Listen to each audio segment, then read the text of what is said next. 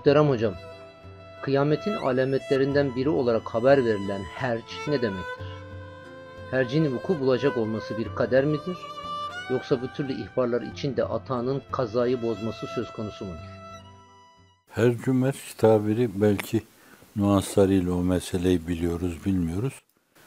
Biz de dilimizde, şiirlerimizde, nesirlerimizde kullanmışız. Hepimizin sevdiği Mehmet Akif de hercümerc ettiğin etvara bile sığmazsın. Çanakkale şehitleriyle alakalı der. Altını üstüne getirme, karma karışık etme bazen de hallac etme deriz. Hallac esas pamuğu günü atana denir. Hallacı Mansur da öyle olduğundan dolayı. Üstad Necip Fazıl makamı cennet olsun. Rahmetullahi aleyh rahmeten vasıya. Batılı eşya ve hadiseleri hallac etmiş sözüyle meseleye yaklaşırdı. Fakat o işin biraz hallac etme mevzu pozitif kısmına bakıyor. Biraz hercümerçte biz negatif şeyi görüyoruz orada. Gayri nizami böyle kırılmaların, çatlamaların olması, toplumda sarsıntıların yaşanması, beklenmedik, çok büyük ve sürpriz hadiselerin zuhur etmesi, insanların bir huzur edilmesi ki bunlar daha ziyade hadis-i şeriflerde bu Kitab-ül Fiten vel Melahide anlatılıyor.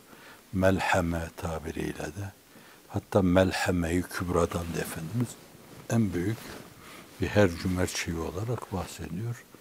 Daha ziyade o meseleyi, o işin o hercümerc olmanın, o karma karışık olmanın bir yönüyle hallac edilmenin negatif yanı gibi görüyor. Öyle anlıyoruz o meseleyi.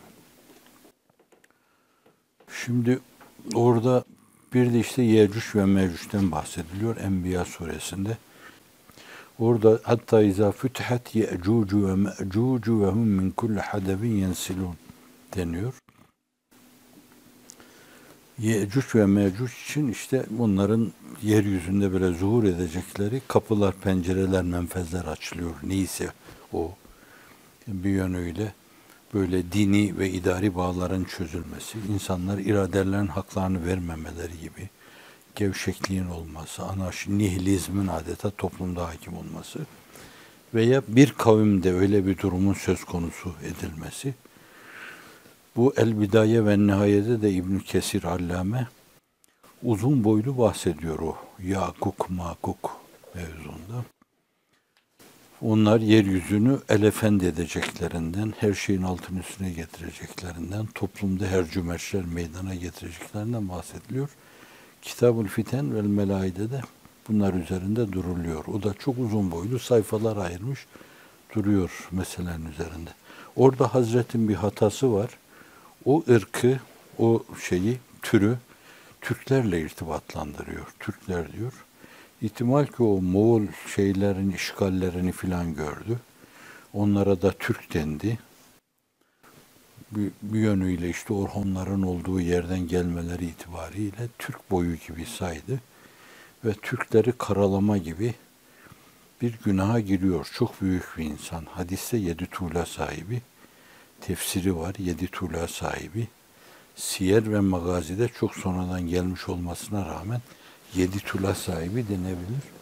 Çok saygı duyduğum halde orada o meseleyi, o mesavi topluluğunu Türk gibi görmesi ve göstermesi kitaba geçmeseydi, bir yerde öyle söyleseydi, o unutulsaydı mazur görülebilirdi de fakat kitaba geçince El-Bidaye ve Nihaye'de o çok şirin değil, hoş değil. Onun gibi bir allameye yakışmıyor.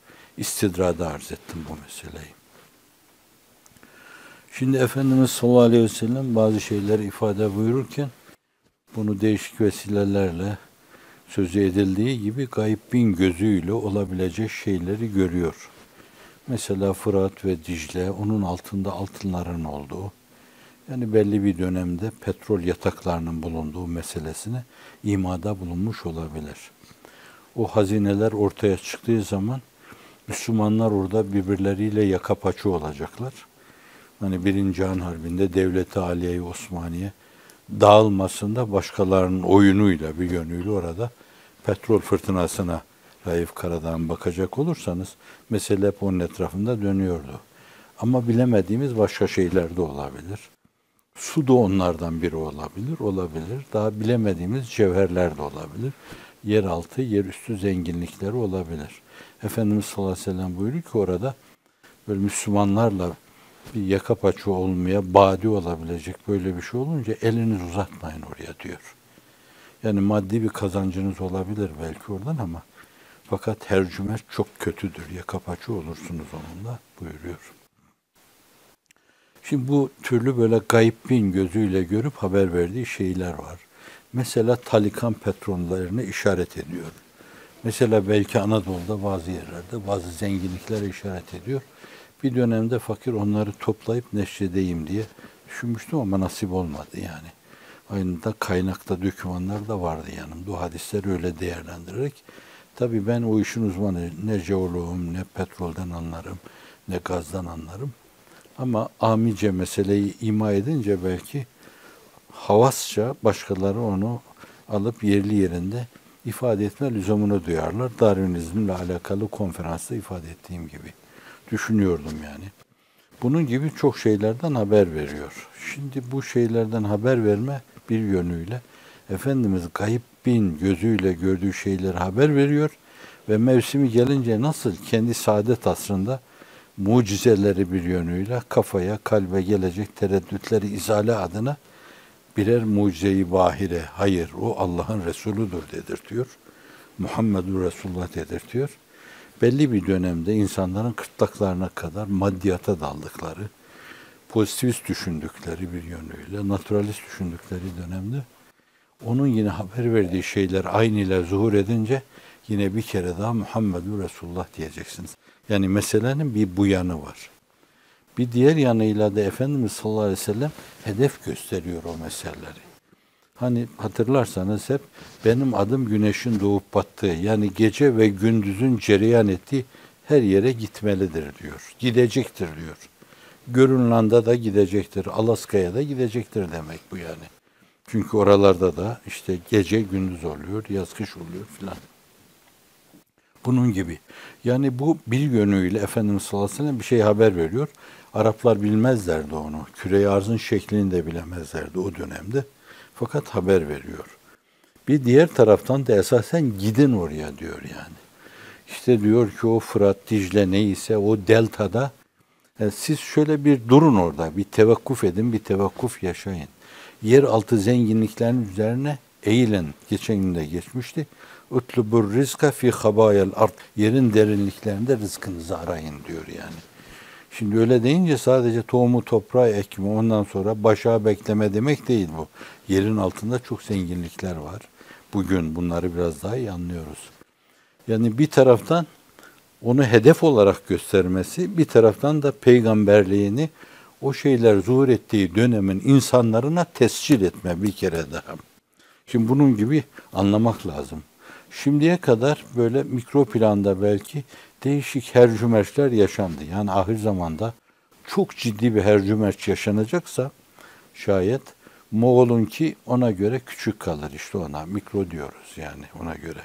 Haçlıların İslam dünyasını baştan başa işgal etmeleri, mabetleri yıkmaları, Müslümanları ezmeleri doğru mudur bilmem. Abdullah Ziya Kozanoğlu geçen gün romanından bahsettim.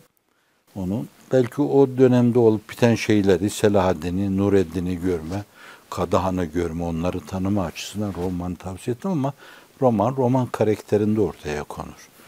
Diyor ki Filistin dağlarında 80 bin insan ormanlarda berdar edildi diyor. O günkü dünya nüfusu açısından meseleye bakacak olursanız, o dar coğrafyadaki insanlar açısından meseleye ele alacak olursanız, mezalimin sınırlarını varın siz kıyas edin yani.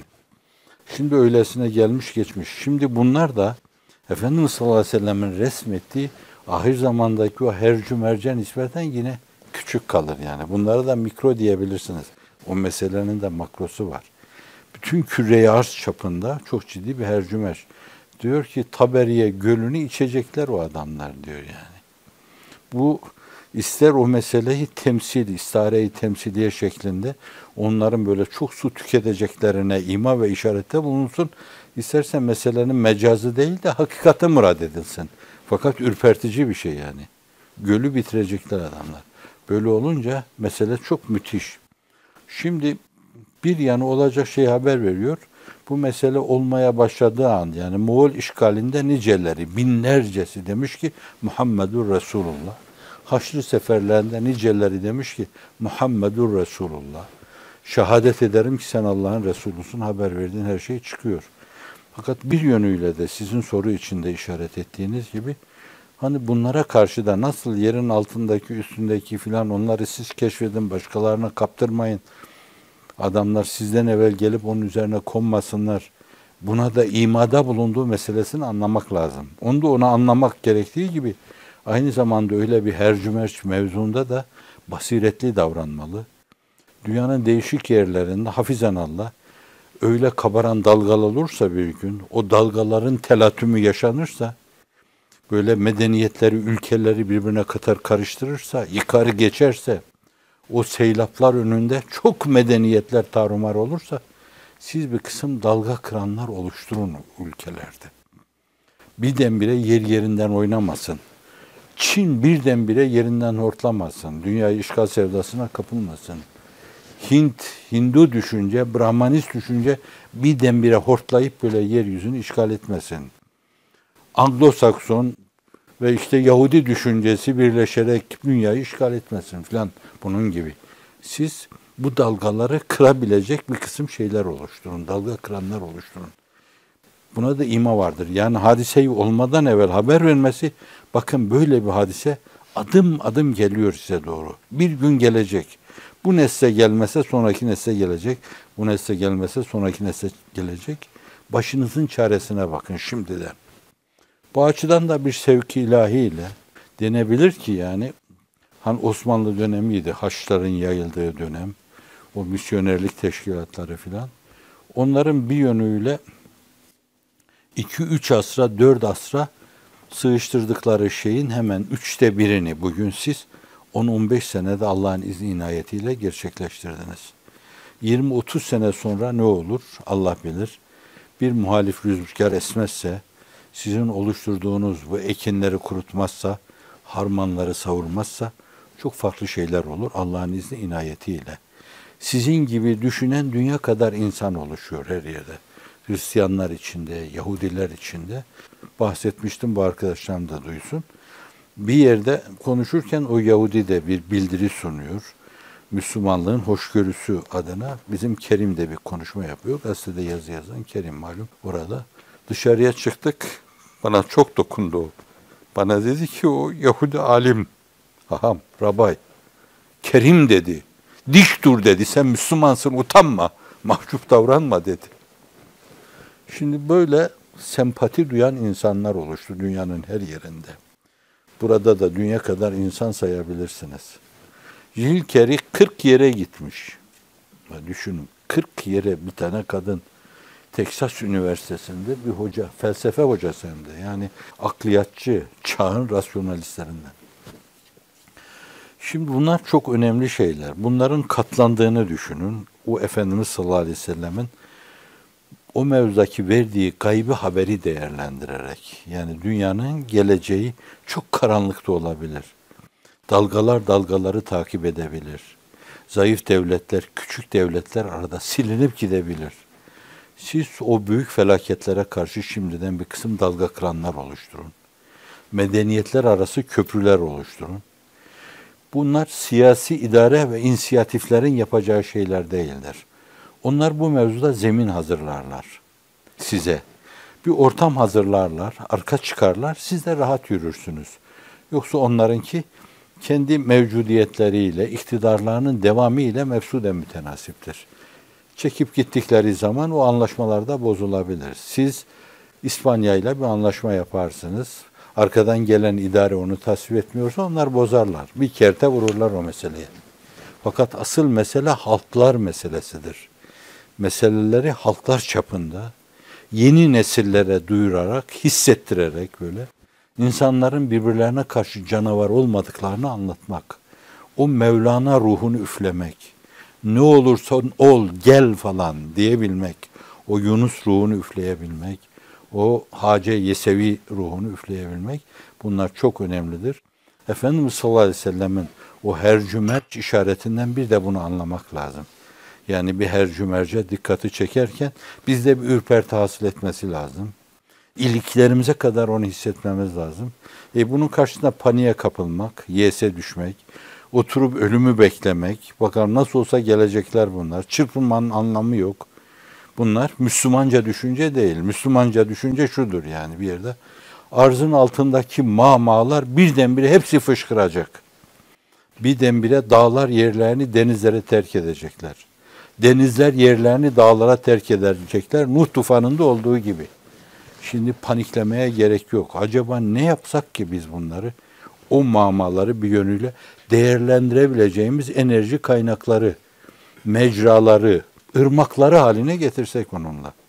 Onunla tribünler işletsek falan yani. Örnek olsun diye arz ediyorum yani. Paniklememek o mevzuda. Böyle bir şey haber verilmişse bence şimdiden o işin altyapısı hazırlanarak ona göre bir kısım çareler aranmalı.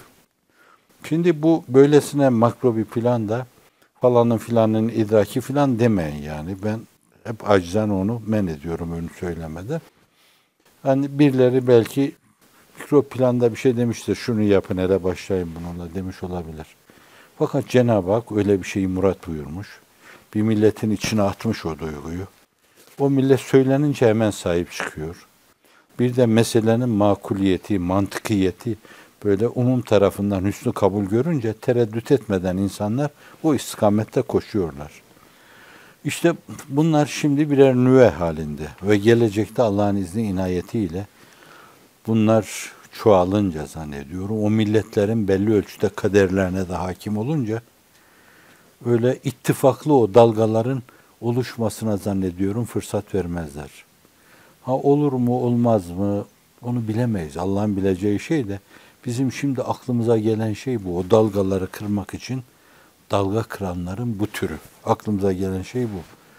Daha güzel, daha müthiş, daha tutarlı, daha rasyonel dalga kıranlar, projeleri olan varsa onları da uygulamaya koruz veya kor arkadaşlarımız. Onlar da uygulanabilir. Ne kadar hızlı hareket edersek o kadar kârdır bence. Ne kadar hızlı hareket edersek daha çok sulh adacığı oluşturulur. Daha çok yani farklı bir toplum, farklı bir millet, farklı bir beyaz dünyada.